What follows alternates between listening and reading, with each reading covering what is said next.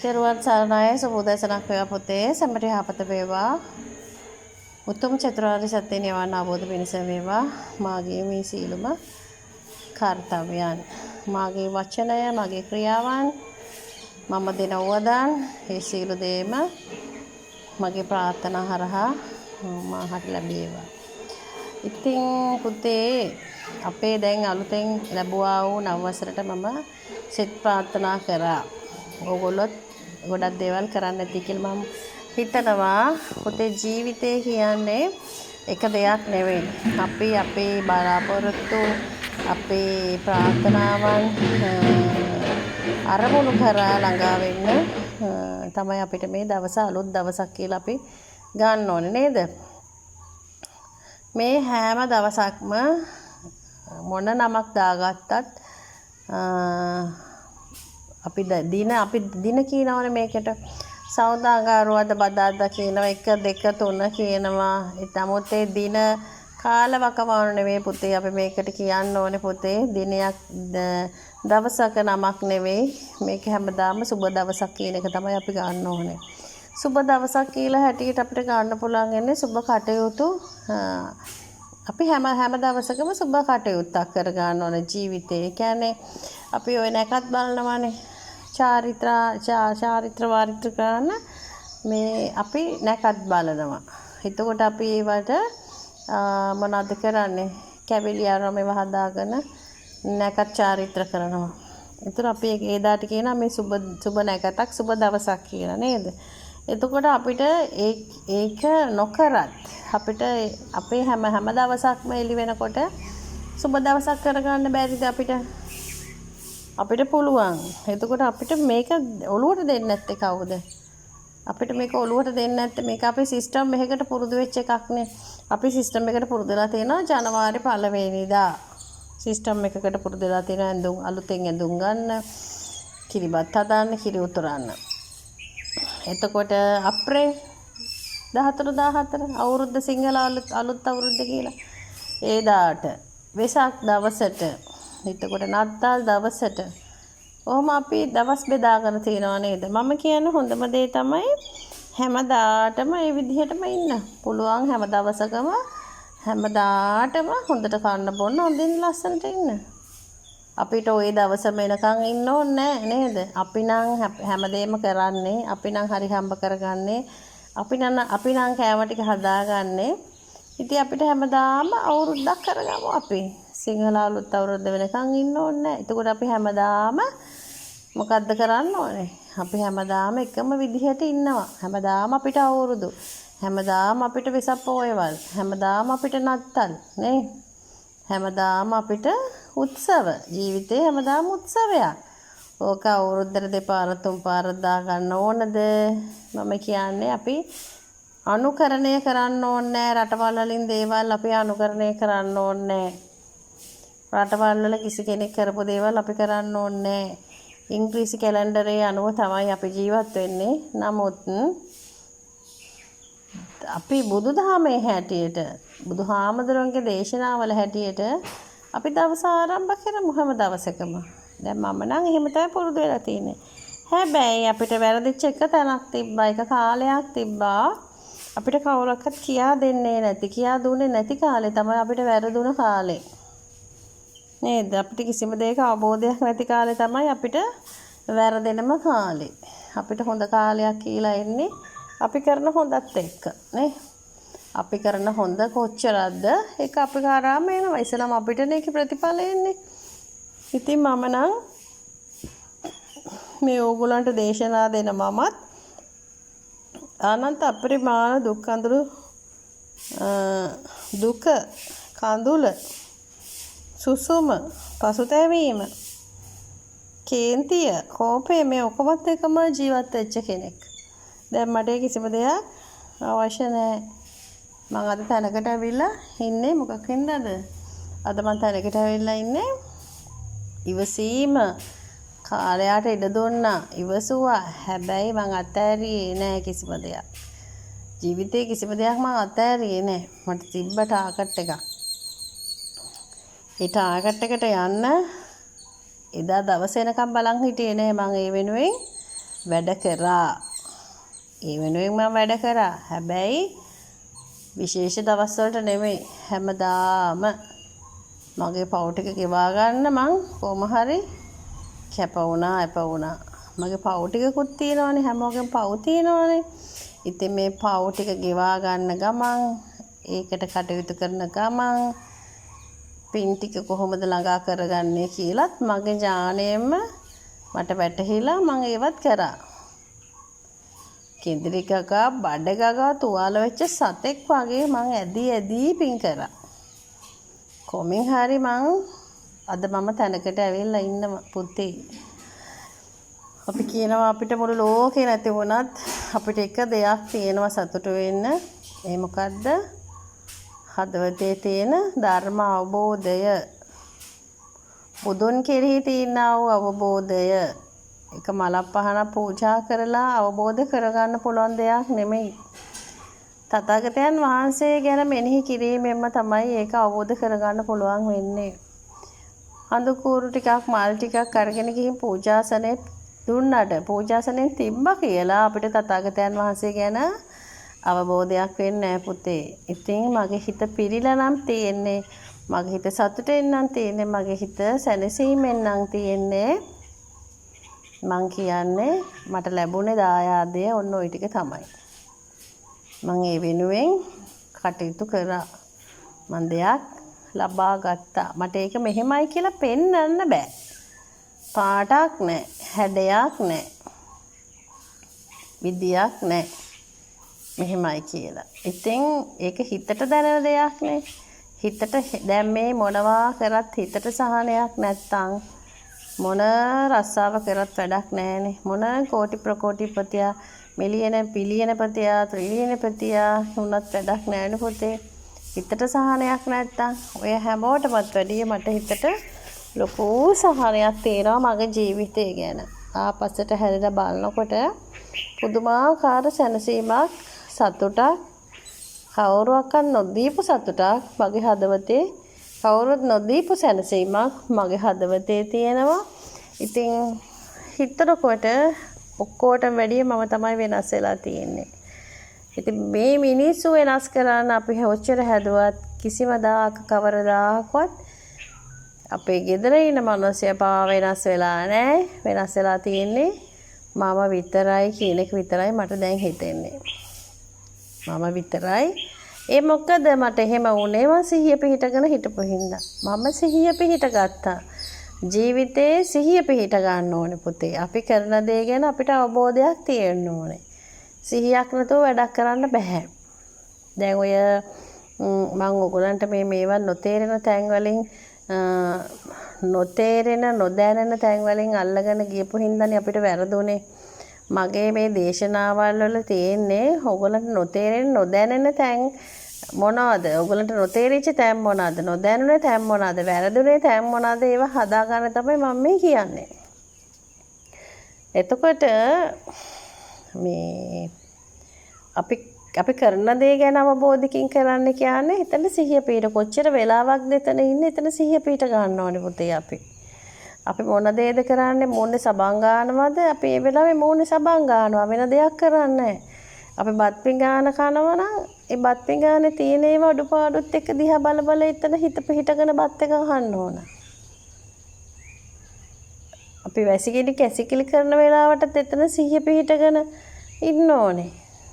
අපි කරන්නේ මොනවද කියන එක ගැන. එතකොට අපිට ගොඩක් වාසි ලැබෙනවා නේද? රෙදි ටික හොදනකොට රෙදි ටික හොදනවා කියන සිහිය පිහිටගෙන රෙදි හොදන්න ඕනේ.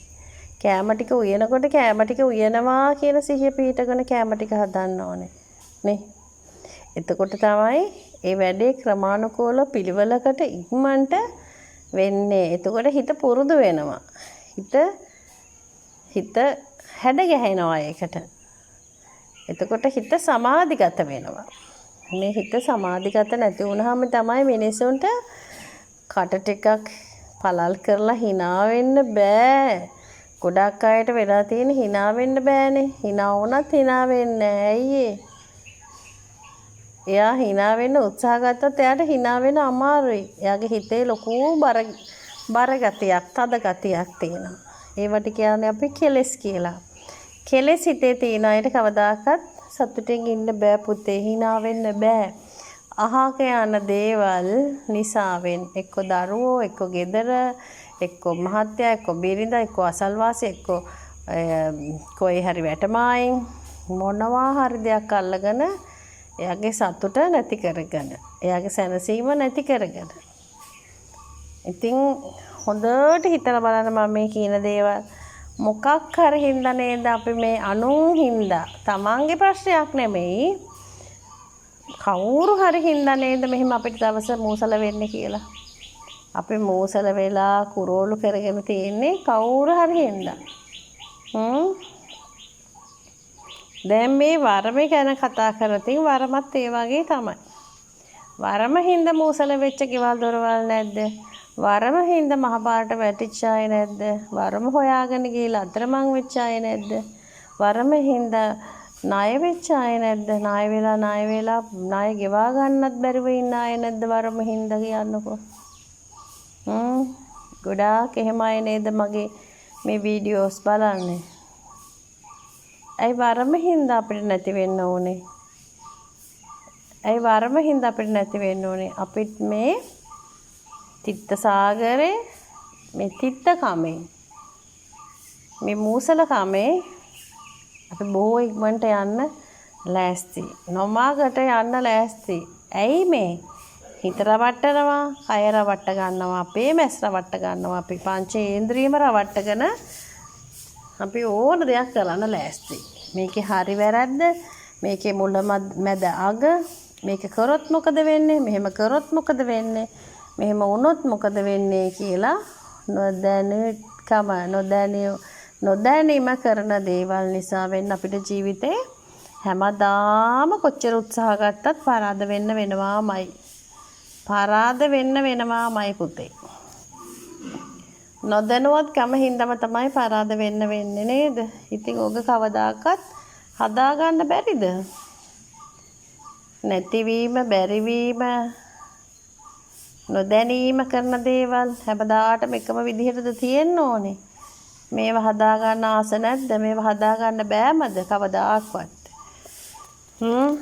හිටපු තැනින් අඩියක්වත් උස්ස ගන්න බැරිද? මොකක්ද ඒකට හේතුව? චුට්ටක් බලන්න මෙන්න මේ ටික කරනවද කියලා ඔයාලා. ඔයාලා ඉස්සලා බලා ගන්න ඔයාලට තියෙන අපල උපද්‍රව මොනවද කියලා. ඔයාලට දැන් යන දරුණු ගණේ අපල උපද්‍රව මොනවද? අපි කියමු ඒ රාෂ්ටක රාහු යනවද කියලා බලන්න. ඕක බලලා කොල කෑල්ල මං කියන්නේ ඒක විතරයි බලා ගන්න කියලා වෙන මොකුත් නෙමෙයි. ඔකන්ට යන ග්‍රහචාරය බලා ගන්න ඉස්සලා. බලාගෙන ඔක කොල කෑල්ලක ලියාගෙන එනවනේ ඕගොල්ලෝ. ඒක ලියාගෙන ආව කොල කෑල්ල කොයි හරි මුල්ලක ගුලි කරලා විසික් කරන්න එපා. ලාච්චුවක දාලා වහන්න එපා. ඔක ඔලුවට ගන්නත් එපා. ඔකේ තියනව නේද පොතේ ලියලා මේ මෙන්න මේ වතපිලිවෙත කරන්න කියලා. මහා ලොකු දේවල් නෙමෙයි. අනිත් එක සෙත් කවි කියන්න කියනවා සමහර අයට. ඔය වස් කවි කියන කටවල් වලින් නම් සෙත් කවි කියවන්න එපා පුතේ. හරිද? වස් කවි කියන්නෝ. ඊට වැඩිය හොඳයි තමන් ඒ සෙත් කවිය කියා ගන්න එක. එතකොට උවමනාම දේ බෝධි පූජාවල් ටිකයි නම් ඒ බෝධි පූජාවල් ටික කරන්න. බෝධි පූජාවල් ටික කරලා කියන්න එපා බෝධි පූජාවල් කරනවා කියලා. බෝධි පූජාවල් කරන්නේ අපලෙට නම්, ඔයාගේ හපතට නම් ඒක කවදාකවත් ඔයා යන සසර ගමන කෙටි කරගන්න කරන බෝධි පූජාවක් නෙවෙයි ඒක. ඒක වගේ අපල පිණිස ඔයාට වෙන්න තියෙන අපත්‍ය හින්දා කරන බෝධි පූජාවක්. ඒක කවදාකවත් වරමට හේතු කරගන්න එපා.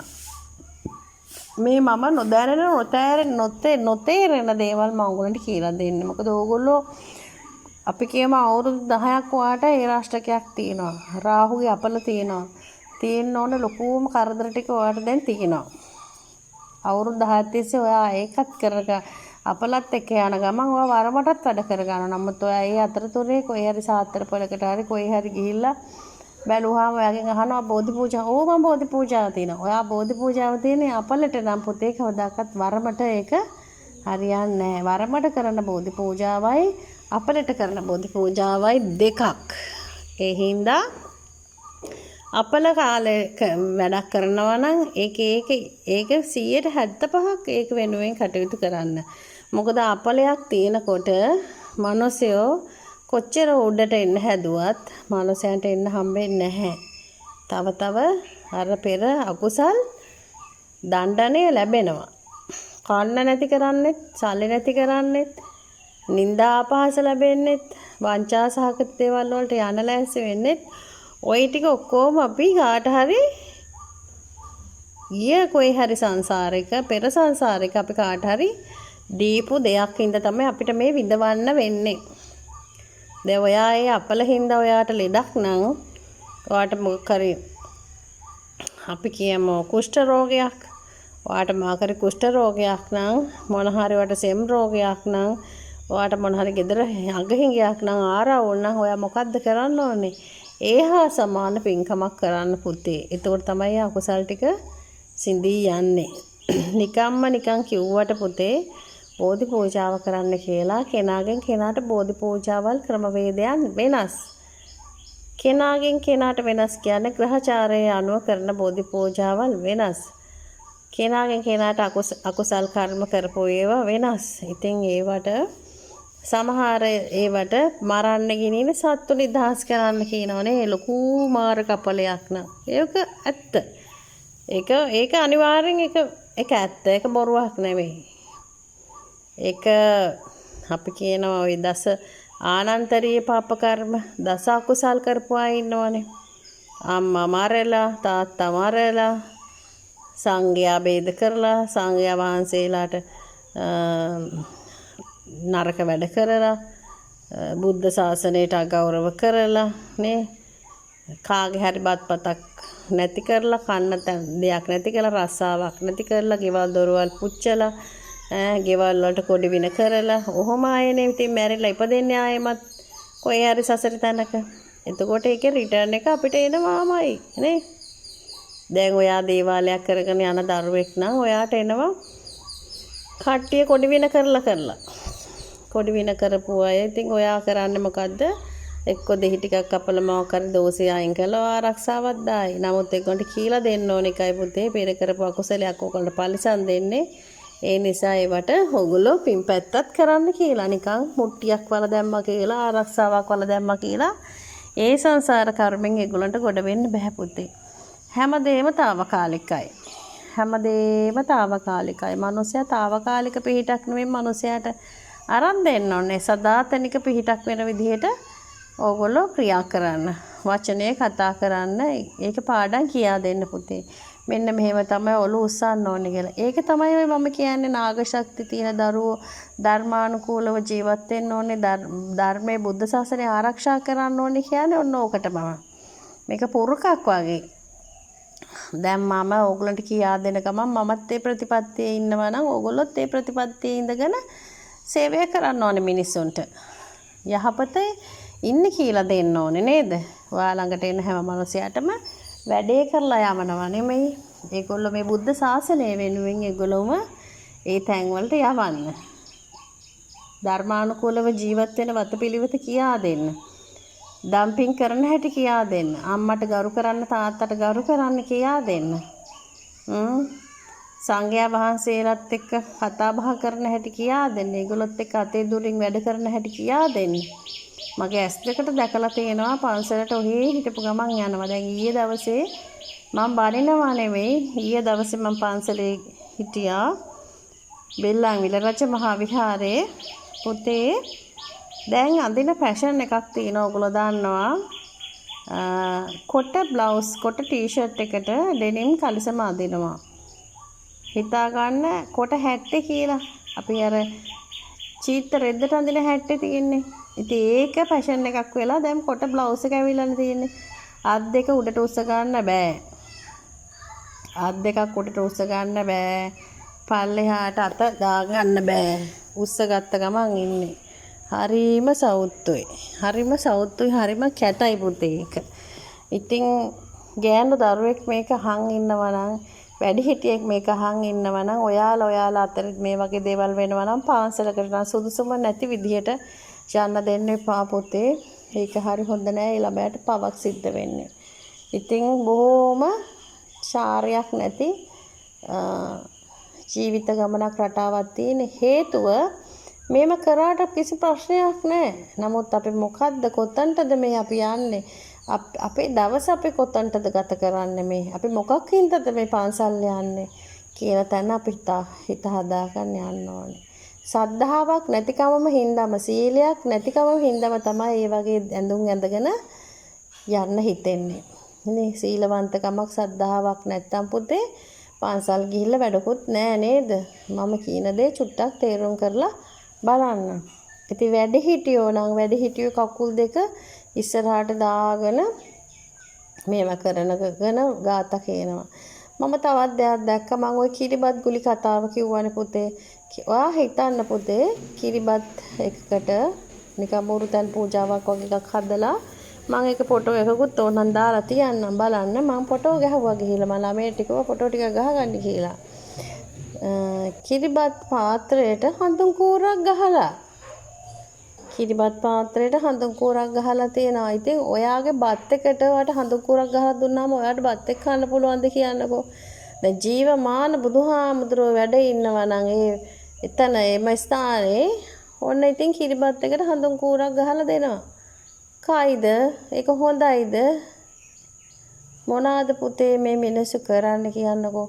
එතකොට තවත් එකක් තිබ්බා ලන්ච් ෂීට් එකකින් ඔතලා ඒ කිරිබත් ටික. අර ඒක උලඟටත් ගිහිල්ලා හරි කැත විදිහට. ඉතින් මේකද අපිට මේ ධර්මය කියන මේ තියෙන්නේ. එක්කෝ හාමුදුරුවෝ මේව දැක්කහම එපා කියලා සද්ද නගලා එතන 10 දෙනෙක් 20 දෙනෙක් හිටියනම් ඒ මිනිසුන්ටත් දැනගැනීම පිණිස කියන එක තමයි මම නම් කියන්නේ හොඳම දේ. ඉතින් හාමුදුරුවරුත් මේව හරියට මේ පිළිවෙත් ටික කියලා දෙන්නේ නැහැ. අනිත් එක මේ ඇඟිලි පුරුක් දෙකක්වත් උස නැති මේ චූටි ප්ලාස්ටික් කෝප වගේක් තියෙනවා දැන් ඇවිල්ලා නේද? චූටි කෝප ටිකක් මම තවත් එකක් දැක්කයි චූටි කෝප වලට හැලි හැලි මේ එකට පෑන් කිරි තියාගෙන මොනවාද මේ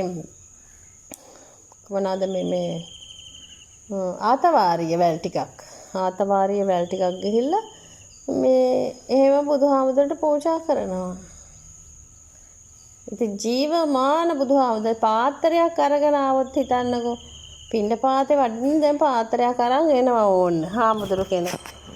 බුදුහාමුදුරුවෝ කෙසේ වෙතත් හාමුදුරු කෙනෙක් පින්ඩ පාතේ වඩින පාත්‍රය අරගෙන අපිට අග්ගාල ගිහිල්ලා ආතවාරිය වැල් ටිකක් ගහෙන් කඩන් ඇවිල්ලා හොදලා ඕක පාත්‍රයට දැම්මම හරියද කියන්නකෝ. සකසා දෙන්න ඒක තමයි පුතේ උතුම්. සකසා දෙන්න. දැන් අපිට බලන්නකෝ අපිටත් කවුරු හරි කැඳ ටිකක් හදලා දෙනවා නේද අපි කැමති. ඉතින් ඔය කැඳ ටිකක් හදාගෙන ඉන්න බැරි කමක් තියෙනවා.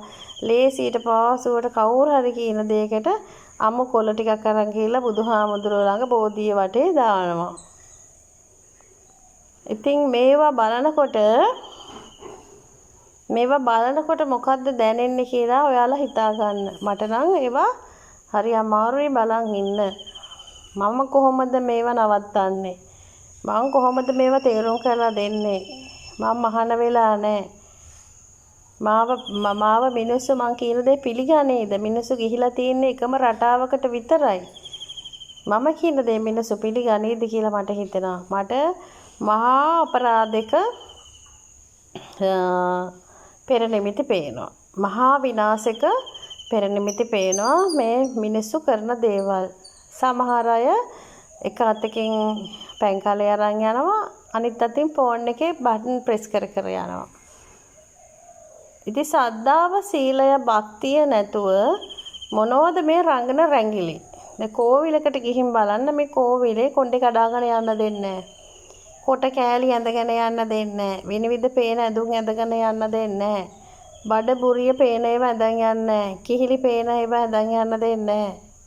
ඒගොල්ලෝ සල්ලු පිළි තියාගෙන දොරකොට ඇතුල් වෙනකොට මේවා වටේ ඔතා ගන්න රෙදි කෑල්ලක් දෙනවා. රෙද්දක් දෙනවා. ඉතින් අපේ බුදුදහම හරි සරලව අපිට අරගෙන යන්න පුළුවන් මේක දහම.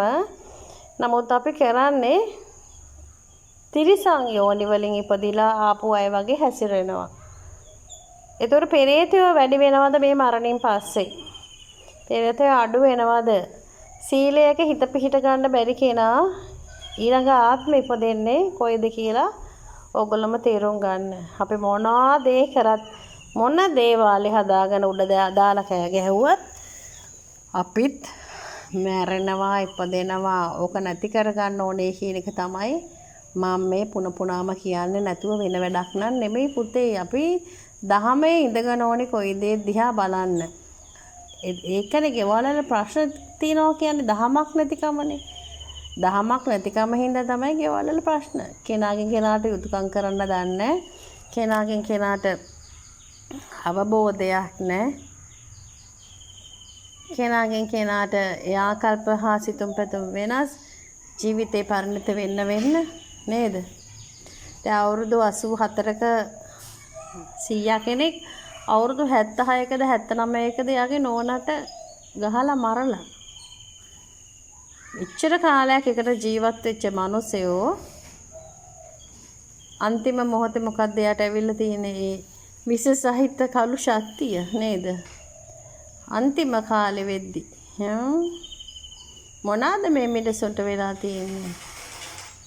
පාලනේ නැතිකම, හිත කය වචනය පාලනේ නැතිකම, තුන්දොර පාලනය කරගන්න බැරිකම. ඉතින් මම ඔයාලට කියන්න පුතේ, අපි වැටිච්ච තැලිච්ච පොඩි වෙච්ච හැම තැනකින්ම නැගිටින්න උත්සාහ ගන්නවා මිසක් අපි නැගිටලා තව කෙනෙක් නැගිටවන්න උත්සාහ ගන්නවා මිසක් ඔයා මෙහෙම හිතන්න. අද ඉඳන් මෙන්න මෙහෙම හිතන්න. මට වරමක් තියෙන බව සත්‍යයි. මට හොඳ ජාති දේවතාවුන් වහන්සේ කෙනෙක් ඉන්න බව සත්‍යයි. මගේ වරම මුල් වෙන්නේ බුද්ධ ශක්තියෙන්, නාග ශක්තියෙන්. එහෙනම් මම ඇවිල්ලා තියෙන්නේ අඬ ඉන්න නෙමෙයි, කෙඳිරි ගගා ලෙඩෙක් වගේ ඉන්න නෙමෙයි, පස්තැවෙන්න නෙමෙයි. වහවහ මේක එකලාසයක් කරගෙන යහන් පහන් ලස්සනට සකසගෙන පිරිසිදු කරගෙන මම ගෙදර මිනිස්සුන් නඩත්තු කරන්න ඕනේ. ගෙදර මිනිස්සුන්ට කන්න බොන්න දෙන්න ඕනේ. ගෙදර මිනිස්සුන් පිනට හුරු කර ගන්න ඕනේ. එහෙනම් මගේ ශක්තිය තමයි මේ හැම තැනටම විහිදෙන්න ඕනේ. මම තමයි ශක්තිමන්ත වෙන්න ඕනේ මේ ගෙදරින්ම කියලා ඔයා අදිටනක් කරගන්න. ඒ අදිටන කිසිදාක කවදාකවත් නැති වෙන්නේ නැහැ පුතේ. මහත්යා දේවාලයකට එක්කන් යනකම් මහත්යා සල්ලි දෙනකම් බලන් ඉන්න එපා. උත්සාහවන්ත වෙන්න, හිත උත්සාහ කරගන්න. ඊට පස්සේ කොට හැමදේම හරියයි. මම හිතනවා ඒක තමයි පුතේ හරි යහපතේ යන කෙනාගේ අදිටන කියලා. එහෙනම් පුතේ මේ විදිහට වැඩ කරගන්න, අලුත් අවුරුද්ද සුබ කරගන්න. අලුත් අවුරුද්ද සුබ කරගන්න කියන්නේ මුළු ජීවිතේම මේ මොහොතේ ඉඳන් සුබවාදී විදිහට හිතන්න පටන් ගන්න. ඒ ඔක්කොටම කලින් හැම දෙයක්ම ලබා ගන්න ආස කරන්න ජීවිතේ. මේ මනුසාත්මයට ඇවිල්ලා මේ හැමදේම ඕනේ කියන එක, හැමදේම භුක්ති විඳින්න ඕනේ නේ. හැමදේම කන්න ඕනේ, ලස්සනට අඳින්න ඕනේ, ලස්සන වාහනයක් පදින්න ඕනේ. එකතු කර ගන්නවා නෙවෙයි, හැමදේම ළඟා කරගන්න විදිහට සාධාරණව ධර්මානුකූලව ඉඳගෙන හැමදේම ළඟා කරගන්න විදිහට ජීවත් වෙන්න හිතන්න පුතේ.